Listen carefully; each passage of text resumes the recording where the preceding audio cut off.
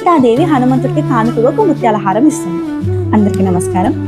ఈరోజు హనుమాన్ చాలీసాలోని 8వ శ్లోకం గురించి నేర్చుకుందాం.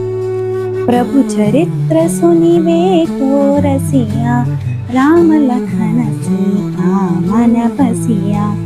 ప్రభు చరిత్ర అంటే హనుమంతుడి ప్రభు ఎవరు? శ్రీరాముడు.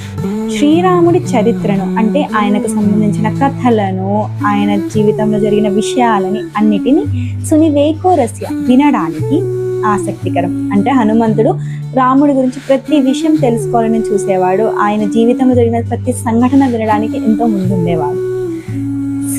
రామ లఖన సీత మన బసియ.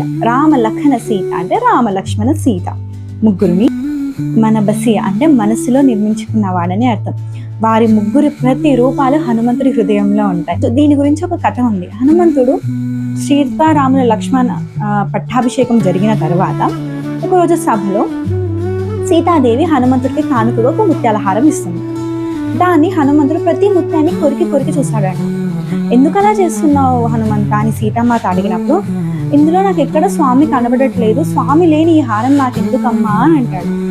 సీతాదేవి ఎంతో ప్రేమగా ఇచ్చిన హారాన్ని హనుమంతుడు అలా చేసినందుకు అమ్మవారు కోపంగా, అంత స్వామి లేని హారం వద్దంటున్నా, మరి శ్రీరాముడు నీ గుండెలో ఉన్నాడా అని అంటే, అప్పుడు ఆయన 2 చేతులు గోరు వేలతో తన హృదయ చర్మాన్ని తీసి చూపిస్తారంట.